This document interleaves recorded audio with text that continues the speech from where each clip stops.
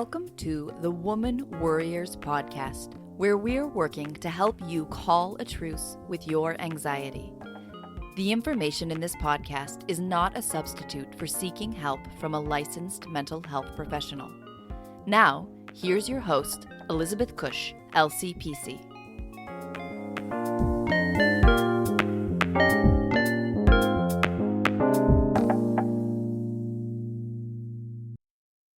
Welcome back to the Woman Worriers podcast.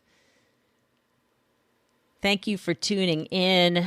Life has been stressful. I can just say that the coronavirus continues to make me stressed out from moment to moment.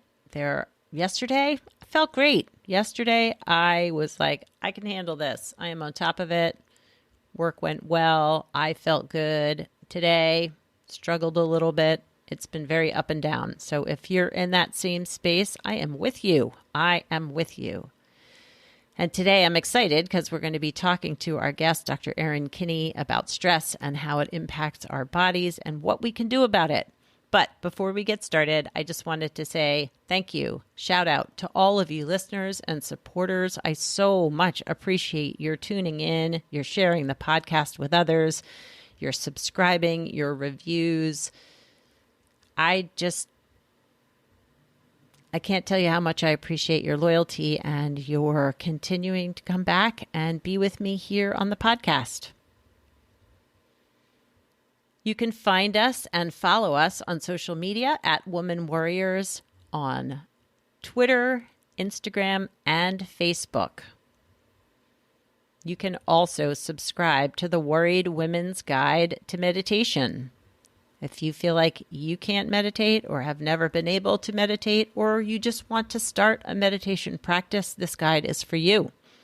You can find it at progressioncounseling.com. You can also find it in the show notes for this episode. Fill out the form and you will get the free guide as well as a bonus guide for bringing mindfulness into your everyday life. You can also subscribe to the newsletter so you don't miss out on a single episode of the podcast or my blog. Again, at progressioncounseling.com or womanwarriors.com. Also, a link provided in the show notes for this episode. So today we are talking to Dr. Erin Kinney. She is a naturopathic doctor, coach, and speaker with a private practice in Annapolis, Maryland. She is a neighbor and her office is right down the street from mine. Pretty exciting. She specializes in helping stressed out women improve their mood, balance their hormones, and increase their energy. She is incredibly passionate about teaching her patients and the community why stress causes so many problems in the body and how they can change their response to stress so that they can take back control in both their bodies and in their lives. She is also an avid yogi, entrepreneur, mom to 2 little girls, and lover of all things travel related. I was fortunate enough to hear Erin speak and on this topic of stress and our bodies, and I'm so excited to have her here on the podcast, so let's get it going. Hi, Erin. Welcome to the Woman Worriers podcast. Hi, it's so great to chat with you and to be here today. Oh, I'm really excited about our conversation. I felt very fortunate in being able to hear you, present on all the work that you do and how you help women, stressed out women. But if you wouldn't mind sharing a little bit about you and what inspired you to do the work that you do. Sure. So I'm Dr. Erin Kinney. I specialize in helping stressed out women improve their mood, increase their energy, and balance their hormones. And I got kind of into specializing in this and into naturopathic medicine through my own personal health journey. After college, I went through a period of like an extreme depressed period. I gained a bunch of weight. My joints started hurting. I had all of these symptoms and, couldn't get out of bed in the morning. I'd gone from running marathons to, 6 months later, couldn't get out of bed, joint pain, all this crazy stuff. And I went to my doctor and I was like, I'm crying all the time. I've gained weight. And he's like, oh, you've got depression. Here you go. Here's a prescription for Wellbutrin. And he kind of sent me out the door, and I left, and I just felt so, wait, you didn't even ask me any questions. Like, are you sure that's what's wrong with me? Like, I've majorly changed my diet. Like, maybe there's something else going on. And so I ended up going to see my therapist, who at the time had just recently had lunch with a naturopathic doctor who just moved to the area. And she listened to me, like the therapist said, she listened to me talk about, all the changes that had gone on in my life. And she goes, I think you should go see this naturopathic doctor. I think he might be able to shed a little bit more light on what's going on. And I went to see him, and he spent about 2 hours kind of talking to me, and he ran a bunch of tests, and basically he diagnosed me with adrenal fatigue. I'd been, like I said, I'd been a marathon runner. I'd had a really stressful 4 years in undergrad. I'd been in a stressful working situation for a few months. I'd gone on this round the world trip. I'd basically been in, intense stress for several years. And when that stress ended, my cortisol levels and my adrenaline levels were all super low, which resulted in my neurotransmitter levels being low. And so I was really out of balance. And he helped me naturally get my body back into balance. We put me on the different nutrients that I was deficient in, and we helped rebalance my cortisol levels. And in about 6 to 8 weeks, I was almost 60 to 70% better. I started losing weight. My energy came back. I stopped crying all the time. And I was so just amazed at, what he had did and how he explained the body. And so I quit the job that I was doing for, and I went back to school to become a naturopathic doctor, because I'd been interested in medicine. But kind of shift. I ended up not wanting to go to conventional med school because it didn't inspire me. And this really inspired me. So I ended up going back to school. But what kind of led me in the specialty that I work in now is at the time, I pretty much, when I first had adrenal fatigue, I took supplements, and the supplements were what made a huge difference, and I felt better. But, I fast forward 6 or 7 years, I'd gone to med school, I had gotten married, I had a baby, and I was back to running again. I was back to training for a marathon. I was back to saying yes to everything, and, basically burning the candle at both ends. And I ended up kind of in a similar space. I started getting depressed again. I started gaining weight. My joints, I had all the same symptoms come back. So I went back on my original supplement protocol, and it worked, but it only worked a little bit. And so, and I started trying to figure out, why is this not working? This worked last time. And so anyways, and at the time, I was working with patients and treating a lot of patients with similar symptoms. And what I ultimately have learned, in the last 10 years of my practice is that, supplements, and getting your nutrient levels right is only one piece of the puzzle. You also have to, you have to make lifestyle changes. Like if you're burning the candle at both ends, in your life, you can take all the supplements you want, but if you're sort of fix your, your real fatigue, or if we're working on adrenal fatigue, you have to start making some changes in your life. So I started delving into and trying to understand why stress causes all these issues, and how adrenal fatigue, because I was interested in what happened to my own body. So right. I've developed a couple of workshops, and I now speak on, what actually physically happens in the body when we are stressed physiologically. And what I've found, for myself personally and working with patients, is that when people understand what's going on in their body, they're more likely to make the lifestyle changes, because they actually realize, oh, you know what, when I say yes to everything and I put myself last, I'm actually making my symptoms, I'm making my joint pain worse, which we can talk a little bit about that. But, that has a direct impact on your physical symptoms. And once people make that connection, I can see it, when I'm working with them or I'm teaching workshops, they're this light bulb goes off, and they're oh my gosh, that makes so much sense. Now I understand why I need to go to bed earlier, or why I need to make these small changes that they seem so simple, but we don't do them, right? I'm sure you probably work with a lot of patients where, they're complaining about X, Y, and Z, and you're okay, well, you're tired, maybe if you go to bed an hour earlier, but we don't, it's there's a disconnect that goes on.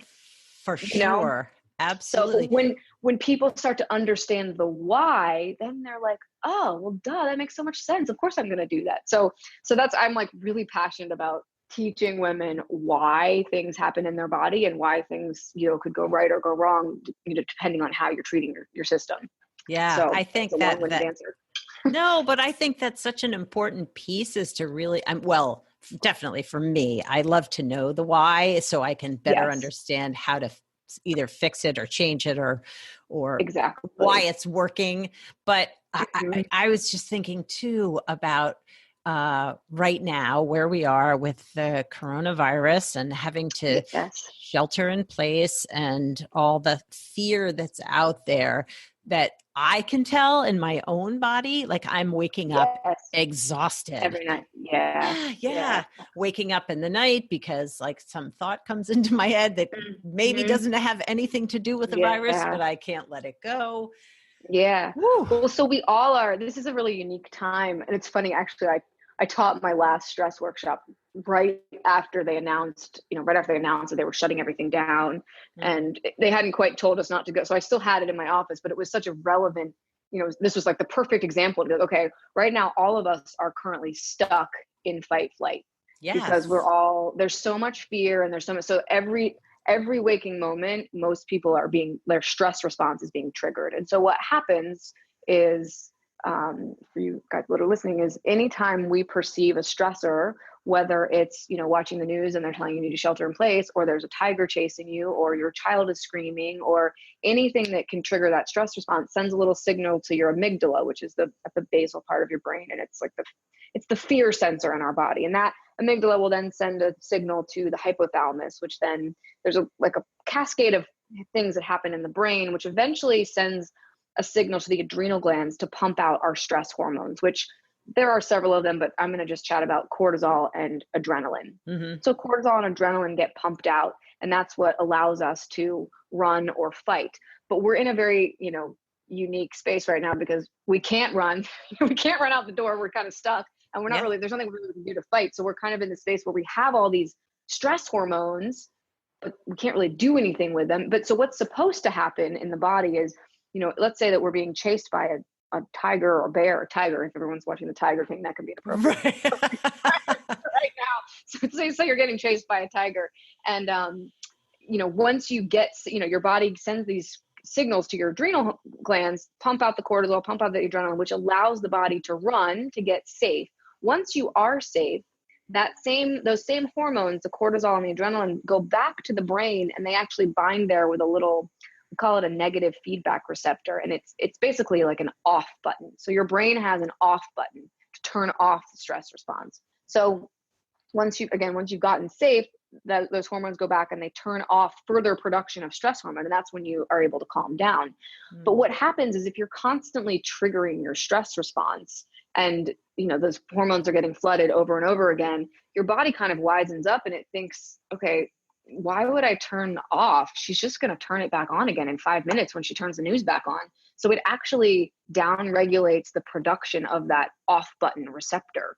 So now we get stuck in a space where you actually cannot turn your stress response off. And so this is and sometimes this can be useful if you are going through a stressful situation. Like if you're listening, most people have moved in their life. Moving is usually lasts a couple of weeks, and you kind of need to be in fight flight to get everything done. But then usually there should be an end point where, and the body should start to make more of that off button. So basically the point of me explaining this is the longer that you stay in an acute stress state, the more likely you are to get stuck there because your body will stop making that off button. Yeah. So for the past 3 weeks, it's pretty easy to be triggered right now, no matter, there's a lot of triggers. And this, coronavirus aside, people can get in situations in life where they're triggered constantly, whether it's with a stressful job or a stressful marriage or kids or just, life in general, or, caring for elder. There's so many things that can stress us out and can keep us in that stress state. And I always explain that, we were designed to spend about 80% of our lives in what's called the rest and digest, the opposite of fight flight, or the parasympathetic nervous system. And we were only designed to spend like 15 to 20% in this fight flight or stress state. But most of us are opposite. We spend about 80% of our lives in the stress, fight, flight, and only 20% in the rest time. And the longer that we do that, the more likely we aren't able to turn off. So typically what I teach women, or what I help women work on, both with the supplements that I use and the lifestyle changes, I'm always targeting that little off button. We want the body to make more. And there's a specific gene that codes for it. It's called NR3C1. That's the gene that makes that receptor protein in the hypothalamus, basically like this off button. So, and there's a ton of research that meditation is one of the biggest things that actually helps promote the production of that off button there. So, and a lot of the natural remedies that I use, that's actually that mechanism of action that they have on the body, is they're helping to upregulate that receptor. So, because I get so many women that come in and they're like, I go to yoga, I get massage, and I have anxiety. I have no reason to have anxiety, but I have so much anxiety. And this is because their system is like ready to run or fight all the time, even though they don't really have a need to do that. Does that make sense? Yeah. And especially too, this is what I see in my practice, is if they've experienced trauma in their life, which so many women have, even if they're not necessarily identifying it as trauma. Yep.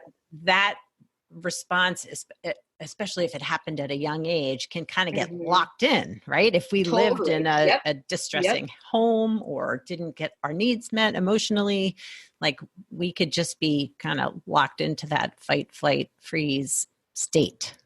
Oh, totally. And I think that does happen to a lot of people. A lot of patients that I work with, I'll kind of go like, well, when did this stress start? And they'll say, it started when I was, a teenager, or when I was, or when my parents got divorced when I was young, or, that something happened when they were young, and it's almost like the body gets used to functioning that way. And it does. It's interesting. Like some of the genetic testing that I will occasionally do with patients, there are some people that are predisposed to getting stuck in that. They have a mutation in that gene that makes that off button. So some people are kind of more predisposed to being in the stress state all the time. Well, and I think they're showing that can be like a generational pattern that can happen, right? Oh, definitely. Yeah. And so I think, in this specific time that we're in right now, like I said, there are so many triggers. But what's been really interesting, I was chatting with a colleague yesterday after I saw patients, and I was like, it's funny, the patients of mine that I thought would have been not handling this situation are actually doing really well, because they now have, like, they're at home and they have more time to put into practice a lot of the lifestyle things that we're talking about, like, getting outside and going for walks and meditating, and they're kind of, their life isn't as busy as it used to be, so they actually have time. So I do think in a weird way that, I know there's if you're able to turn off some of the, turn off the news and turn off the triggers, and, I know there's a lot of financial stress for certain people, but we've kind of been given this gift of time to actually like focus on some of these, lifestyle things. So and we're blessed that this is happening in January. The weather's about to get nice, so like getting outside is going to be a lot easier for people. And that's one of the big things that I talk about in my workshops and with patients is I call it vitamin N. Nature is getting outside in nature. It's so good, and getting sunlight. It's so good for kind of keeping our circadian rhythms normal, and keeping your cortisol balanced. And so, like I said, I had 3 patients on Thursday that, I've been treating for anxiety for a long time, and are kind of typically they've been stuck in this stress state, but they're doing phenomenal. These past 2 weeks, they're like, I feel better than I've ever felt, because they've been getting outside every day, and they've been meditating. They've been putting all using the tools that they had. Exactly. They're using the tools because they now have the time. They're all women that, run, they like run really big, they've got really big jobs, have kids, run a household. They do a lot, which most women do. We say yes to a lot of things. Women wear a lot of hats. And I think that's one of the reasons women tend to have more issues. Men can have it too, but I think women tend to get in adrenal fatigue kind of spaces a lot easier than men can. Well, I was going to ask about that. Like, do you think that it's, women, so much of what we take on, like we're responsible for such a big amount of, especially if you have a family and you work, but even so, even not, like we tend to be people pleasers. We want to say yes to things. I think, I remember when I was I was a psychology major in undergrad, and I remember in one of my psychology classes, we were talking about the difference between the male and the female brain, like both from a physiologic standpoint and just like a psychological standpoint. And we were talking about how women tend to be more global thinkers versus men are able to compartmentalize a lot easier. So I think women, like, because we wear so many roles or so many hats, if one thing is not going great in one of our parts, if something's wrong with our kids, we're going to have a harder time not being stressed at work, because our brain is constantly thinking about that. Other words, men's brains, I think, are able to like not think about the kids when they're at work a little bit better than women. And this is obviously not true for every male or every female, but I remember like taking a couple classes like where we just talked about that. And I find that to be true for a lot of women. They're like, if something's going wrong in my marriage or something's going wrong at work, I have a really hard time shutting off and even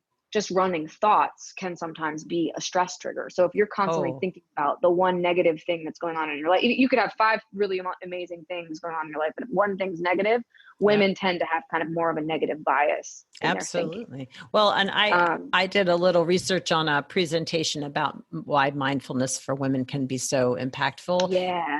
And women ruminate more. They are the Yes. ruminators. They're the, Yep. that cycling thoughts, and they tend to sort of internalize or focus back on like what was my role in this, versus men Yes. tend to Yeah. externalize more. Yeah. Men, I think, have an easier time shutting off.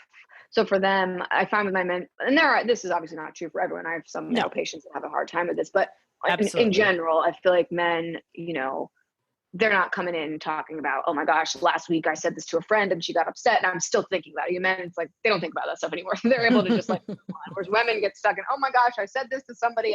And that in itself becomes a stressor. So if you're up at night thinking about, the 5 things that you said to your friend that you think she might be affected, whatever silly thing, and Yeah. it never feels silly when you're thinking about it, but that is triggering your stress response. Right. So this is one of the reasons why gratitude journaling and or mindfulness, or just focusing on the positive, is so beneficial for women, because it's kind of retraining our brain to think, okay, you know what, like, yes, there's the one thing going wrong, but let's focus on the 5 things that are going phenomenally. Because if we can focus on that, then we're not getting triggered all the time. Yeah. So, Well, that's something. it's like right now, Yeah. there are so many things we can go look for that aren't great about what's going on, but they're also, like I said, there's so many things that we can every day. I feel like there's something you can find to be grateful for. You don't have to get out of bed and rush to school or whatever it is about the current situation. Yeah. And this applies to now or any time in your life. If you can find the few things that, or even the lots of things, I find when you go looking for them, you start to find more things to be grateful for that you're happy about. Like once you get into that mindset to be like, oh, I'm going to write down 5 things that made my day great. Yeah. People will say, yeah, like after I started doing it for a while, I started writing down 10 things or then 15 things. And it just kind of retrains your thought process. Well, and I think giving yourself credit for even, I stepped outside for 5 minutes and took 5 deep breaths, like acknowledging the small accomplishments, Totally. which we tend to minimize. Like, oh yeah, whatever. Yeah. I took a shower today. Like, that might have been an important thing when you're working from home and you're taking care of your kids. I have days where at the end of the day, I'm like, I took a shower today. I feel like I'm winning. So you said, there are nutrients people can take. You also said, So one thing I was going to touch on too is, well, so one of the other things that I find that, there's obviously there's trauma, there's what's going on in the current situation. Those are, there are external circumstances that can cause us stress, and that can be, I guess we can call thoughts an external process, but, there could be, whatever's going on in your life, but there are also things that can be causing stress internally. And that can sometimes be a nutrient deficiency, or that could be an infection of some kind, like a virus or Lyme disease, or I call them stealth infections, like Epstein-Barr, or there's one called cytomegaloviruses. And I find that a lot of women that I work with, and most of them they will have a combo. They've got, stressful stuff going on in their lives, but they also have this internal stress. So if there's something living in the body that shouldn't be there, we'll use Lyme disease as our example to chat about today, because I'm sure everyone knows someone who has Lyme disease. Lyme is this, it's this weird bacteria that kind of acts like a virus that gets into the system, and it basically taxes the system, because when Lyme is there, all the body can think about is it wants to get rid of the Lyme and get rid of it. So I use this analogy with my patients a lot. They come in and it's someone who, like, mid 40s, they might have hormonal stuff. They might have joint pain. Stuff's not right. They're not sleeping well. They don't feel great. And occasionally they will test positive for Lyme. And I'll explain to them, and they're like, I'm taking all this stuff, I'm doing all these things, and nothing's working. I still don't feel good. I'll say, okay, let's imagine that your body is like a house. You've got invaders there are people trying to come into your house all the time. So like the Lyme disease is trying to come inside. So your body, all it's focusing on is keeping the Lyme from hurting the internal organs. So it means, so if someone's trying to lose weight, for example, if you've got limited people trying to keep these, invaders from coming in, you're not going to be cleaning out your closet upstairs, or you're not going to be painting the dining room. You're not going to be doing the things, that make you function optimally. Your body's basically just going to be doing what it can to get by. Just And surviving, so I find that right? just surviving. Exactly. So people, they'll have lots of like, oh, I've got dry skin, or my hair's falling out, or things that, the joint pain. And it's basically like the body doesn't have the resources to go and fix these small symptoms because it's so busy trying to keep the invaders out. And this can also be if you're in a really stressful situation, your body's trying to use all of its energy, all of kind of its cortisol, like all of the stress hormones, to deal with whatever external situation is. So, whether it's an external stressor or an internal stressor, that's going to keep the body from healing. But so when I work with patients, usually it's easy to tell, okay, clearly, like if you're going through a divorce or moving or lost a loved one, like we can tell what the external stressors are. It's pretty easy to identify those. But so patients come into me because they're like, I think there's something else physically wrong. So I run a lot of labs testing people for some of these like stealth infections and nutrient deficiencies and other things that can kind of cause that internal stress environment. If that is something that is an issue, the first thing we have to do is get rid of whatever's in the system. We've got to get rid of the invaders, right? Because as long as those are there, the body's going to be continually stressed from the inside. So that's kind of like my first, and if there are nutrient deficiencies, which I see in women a lot, I see iron deficiency a lot. I bet. Subtly, and it won't show up positive on like a CBC, but when we go and test their iron levels or their backup iron levels, they're really low. So they could super easily become anemic. And, this is menstruating women and sometimes menopausal women. But so that's one of the most common ones I see. And it's amazing when women start, if they are low in iron, when they start taking iron, how much better they feel. And this can be for any nutrient they're low in, whether it's B12 or folate or magnesium. If you're low in something, or vitamin D, when you get it back up to normal levels, people are like, oh my gosh, I feel like a different person. Oh yeah. I have friends who have taken like vitamin B injections and they're like, it changed my life. Yeah. Because if those are low, again, it's just another thing that stresses the system. It's basically just not having enough of something that it needs. And everyone has been in a situation where you don't have enough money, or you don't have enough of some resource. That's stressful. So your body's basically like, oh my gosh, I need to do this project, but I don't have enough of what I need to do it. So it literally physically stresses the system. So when we give it what it needs, that's kind of my whole philosophy is I really believe the body can heal from anything as long as you give it what it needs and take away what it doesn't need. That's kind of like the basis of what I do is we'll find out, okay, what's happening in your system? What's the body getting that it doesn't need? And what does it need that it doesn't have? And if we can balance those things out, then, the human body is pretty amazing at like healing from most anything. Yeah. So you're encouraging, you're finding out what's missing or what's deficient, potentially prescribing nutrients to help rebalance that. Or if it's some deeper internal, like Lyme's disease or some other disease, then if there's you some can help other treat that. Yep. If there's another affection, we basically, I find in a lot of the women I work with, there are like stealth, I call them their viruses, like Epstein-Barr, cytomegalovirus. So I put people on an antiviral protocol. And so that it basically just helps the immune system get rid of the virus or whatever's living there that shouldn't be living there. Yeah. Because all of that can cause like inflammation, right? Through joints. Totally. It'll cause inflammation. It can cause joint pain. It can cause insomnia. I find it the cause of insomnia a lot. People that don't, and it can also cause anxiety, some like specifically Lyme, when it gets bad, it gets into the central nervous system. And so it can start to affect, it can affect the nerve, like the spinal cord, it can get into the brain. So it can cause brain fog. It can cause a lot of strange symptoms. I mean, I've had cases where people, I test everyone for Lyme disease. I don't care what they have. When they come in, I'm just like, we're running blood work. I'm testing you for Lyme. Cause I've had cases where I never would have thought to check it and they come back positive. And when we treat it, whatever their random symptom kind of goes away. I've got people that have GI symptoms. It turns out it was Lyme was the cause. So it's kind of it's a weird bug. So that's something that, sometimes and it can often be overlooked in conventional medicine. People don't get checked for it. And they kind of like, and most people will feel okay, but they're like, I don't feel my best. And they kind of hop from doctor to doctor trying to figure out like, I don't feel optimal, but my labs look normal. And then they come into me and I run labs. And I'm like, well, good news is like, there's something we can fix. Bad news is you might have Lyme disease, but people usually are like, oh my God, I'm so glad that you Yeah, found that something. there's a reason. Things are Yeah, not that right. there's a Yeah, there's thing. reason.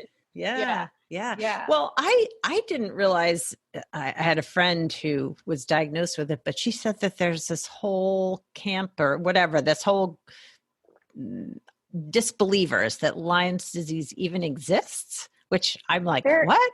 There is. Yeah. I think it's becoming, I think that camp is kind of becoming a smaller camp as I we hope so. move forward. I hope Yeah. so.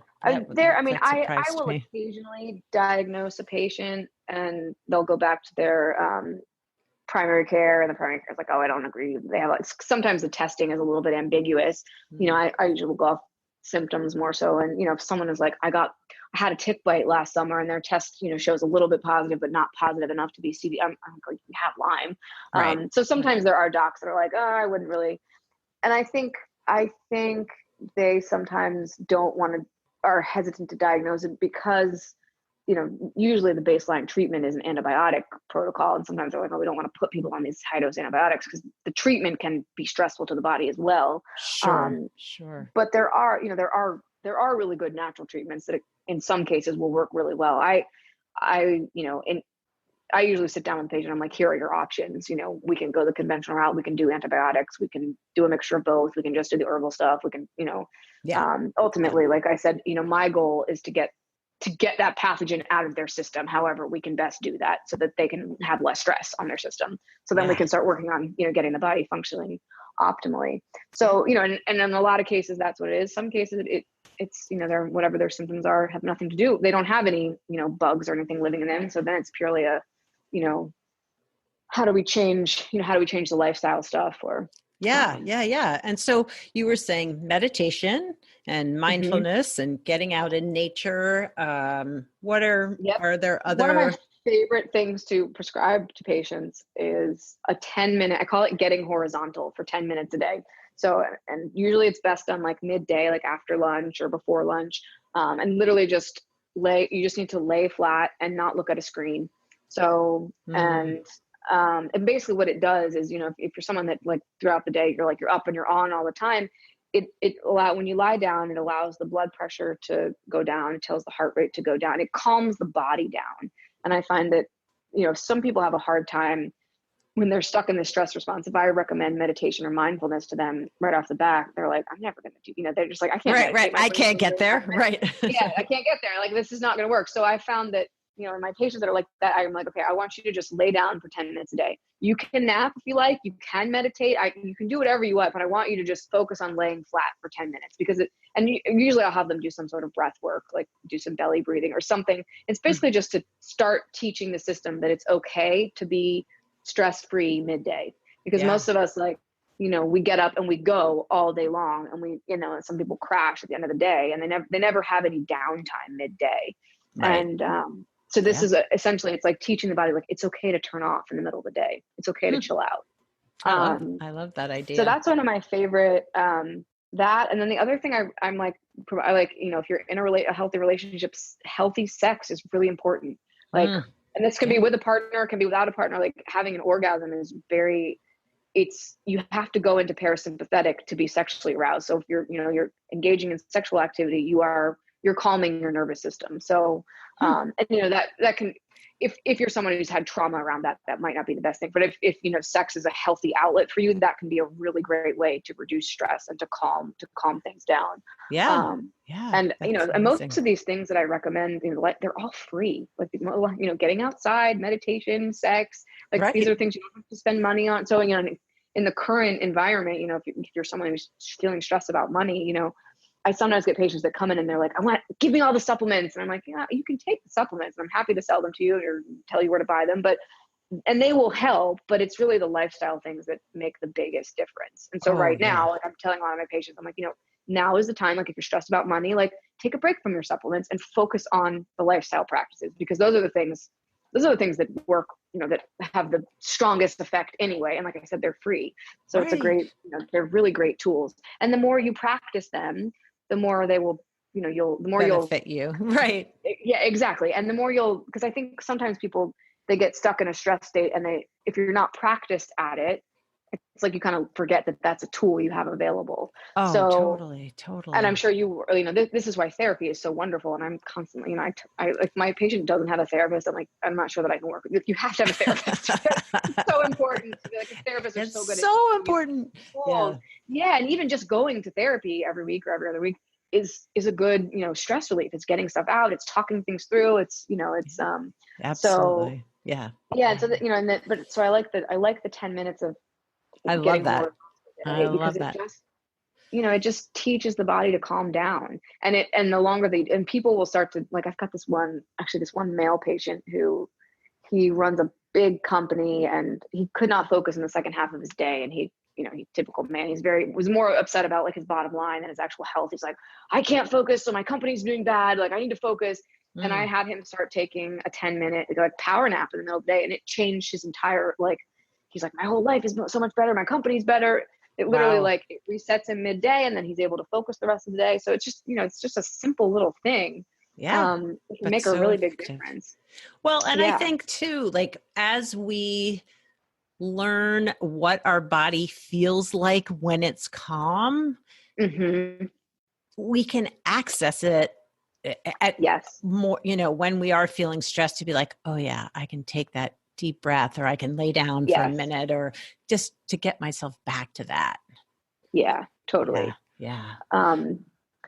So if people wanted to know more about like naturopath doctors or just treatments, where can they find that? If you want to learn more about naturopathic medicine, there's a great resource. It's just naturopathic.org. So that's the national association. There's tons of information about the training of naturopathic doctors. There's a find a doctor. So if you're listening to this and you're not local and you want to find someone who is local, you can, find someone there who's been to like an accredited school.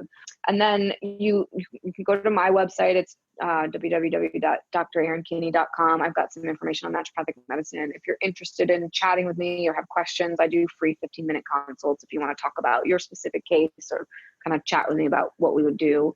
And you can follow me on Facebook and Instagram. I do videos about this stuff frequently, sometimes with my kids. Nice. That's awesome. So I will include your website and your social media links and the link to naturopathic.org in the show notes for the episode. Great.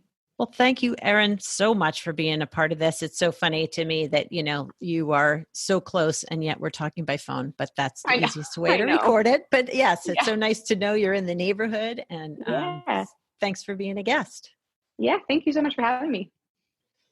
Well, as always, I found Erin's presentation about stress, her talk about stress, to be so informative and real. I mean, we as women, we carry stress. We carry a lot of stress.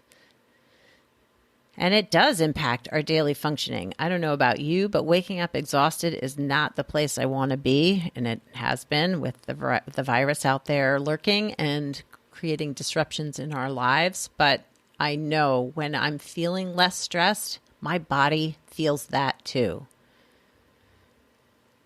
So Erin is truly a warrior woman who is helping other stressed out, worried women get back into balance, living their lives in a more healthful, calm way. I hope you'll check out her website, her information. If you live locally, I hope you reach out to her if you're feeling stressed and you need some extra help. You can find all of her contact information in the show notes at womanwarriors.com. Well, I hope you treat your bodies with love and compassion and find some space to make that 10-minute horizontal lay down a part of your day. Ciao for now from this Woman Worrier.